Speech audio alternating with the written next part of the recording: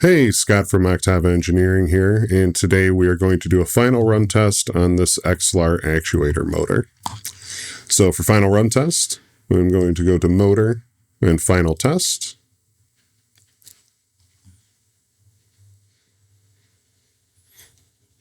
And I'm going to set my drop downs, in this case incremental, Exlar, and this is a GSM30 motor with 4 pole pairs. And this is one I had to add myself using the adding incremental feature. So if you're not sure on how to do that or you need instructions, please email us at support@octavaengineering.com in order to receive those instructions on how to add an incremental encoder.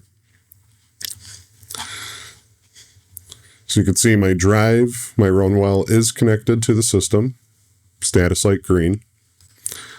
The motor type in this case is going to be actuator. And this one is about 4 amps, 3 Newton meters of torque, 3,000 RPMs, no brake. So in run parameters, the grayed out analytics time here is going to be the number of test minutes used. Because this is a 12-channel incremental encoder, the total use of test minutes is going to be 24, so that's 1 minute per channel times 2. So just be aware of that before you go to hit the start. The run time normally should be however long you're going to run the motor and the actuator to get it up to operating temperature. So normally for this motor, I would probably run it about 20 minutes or so. But in this case, because it is just a demonstration, I'm going to leave the run time at 1 minute. And I'll set my run speed to 1,000. I'll leave my XL and decel where they are at 100.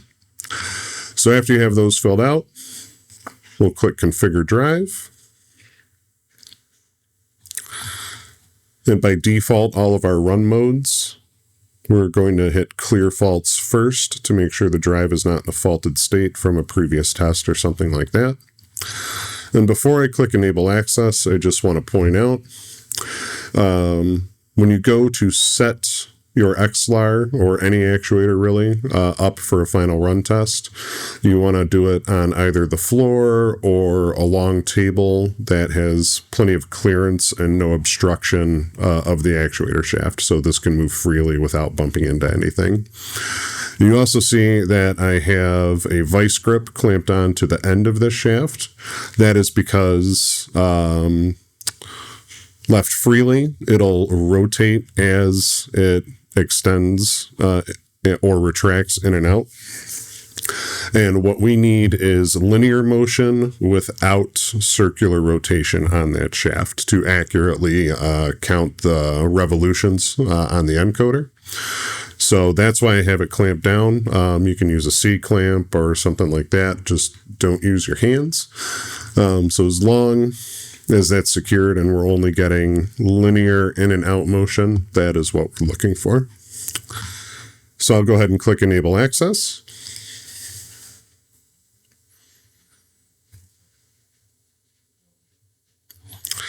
You have a pop-up here instructing you to move the actuator shaft to kind of the midway point in what's called the safe zone. It doesn't have to be exact, but it should be pretty close.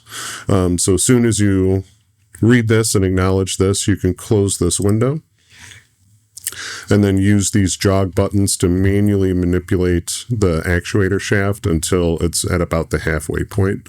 And I'm pretty close already. Maybe just extend it ever so slightly here. Yeah, right about there. So as soon as you're at approximately the halfway point of the travel limit, you can go ahead and hit Start Collection.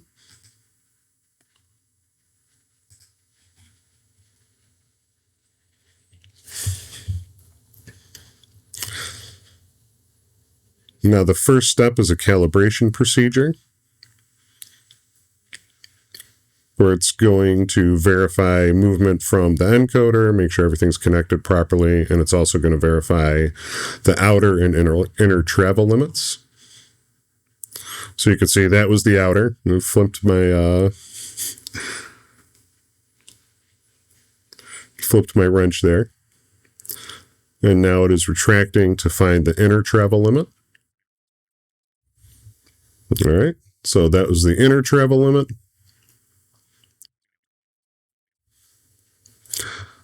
All right, so now that we have that range verified, and the software knows how far the shaft can extend, it's moving on to the commutation check to make sure the alignment is good.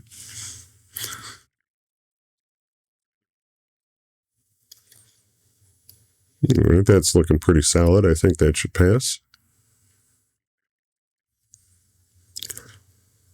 All right, so we passed our first commutation check, pretty much dead on too.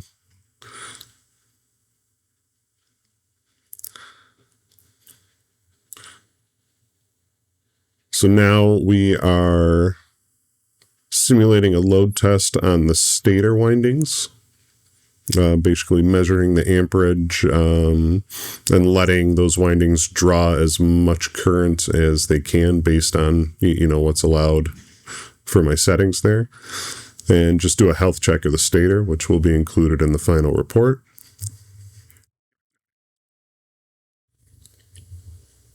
And now that that step is done, we are retracting the shaft back to its innermost position so we can move on to the analytics phase, or the first analytics phase, I should say. All right, so now we're in the first analytics phase. This is when the first half of my test minutes will be used while the system analyzes the encoder signals, every single channel on the encoder, analyzing it in real time while the motor and the actuator is in operation. And this is when it's really nice to have an oscilloscope hooked up to the Linea. If you do, you can see the signal being analyzed in real time as the Linea is collecting data on that channel and analyzing that signal. And as you can see, for an actuator, we're periodically reversing the rotation here so that we don't overextend or over-retract the shaft.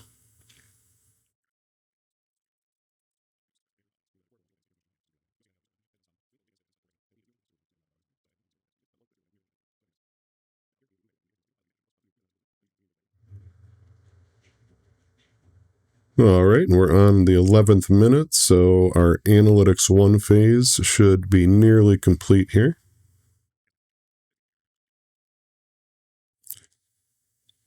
So before going into the free run portion of the test,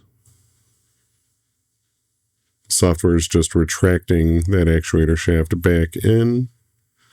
Make sure the range is still the same.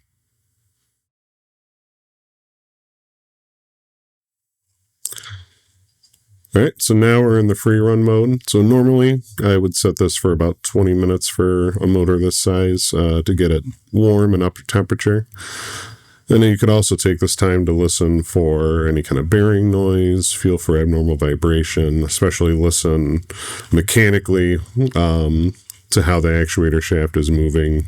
Grinding metal and things like that are never a good thing.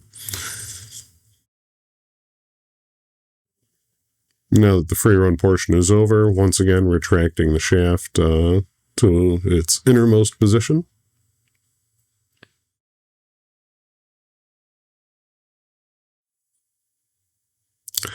All right, and now we're doing a second alignment test, second commutation check to make sure that the encoder is still properly aligned. That is another reason why you want to be generous in that free run time. Even if it's just a standard servo motor. I know we're looking specifically at Exlar today.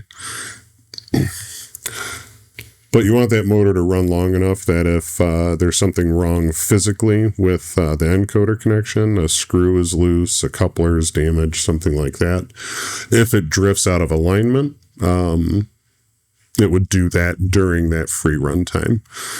So that's why we do a second commutation check to make sure that nothing is moved, nothing is changed as far as the alignment. So this is your final check to make sure that the encoder or the feedback device is properly aligned. All right, it looks like our alignment is still good.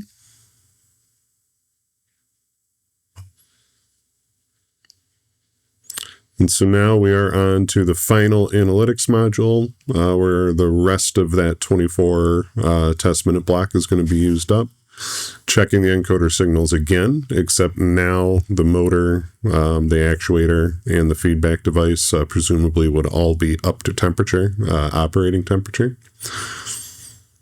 It was very important not only to check the signals at room temperature, but to check those encoder signals after the motor has been operational and after it's up to temp. So if it's a heat-related failure, you'll catch that as well. So we'll let these last few minutes play out, and then the test will be complete.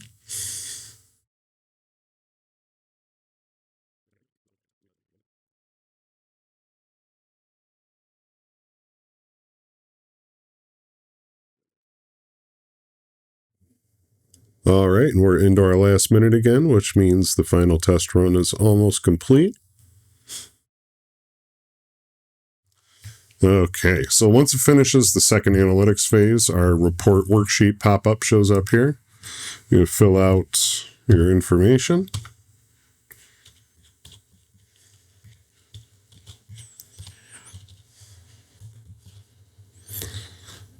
As a reminder, I always say this at this part, for your encoder and your motor ID, we always recommend using the serial number instead of the part number or the model number itself.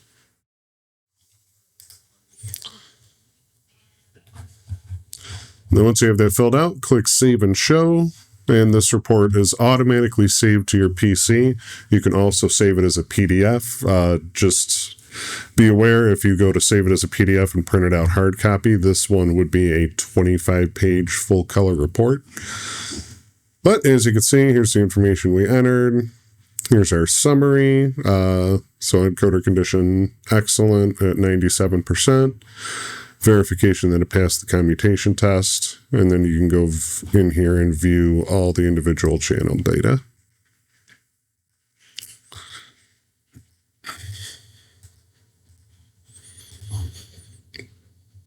So yeah, that's it. I've just run a final test on my Exlar motor. And as always, if you have any questions, please contact us at support@octavaengineering.com. Thanks for watching.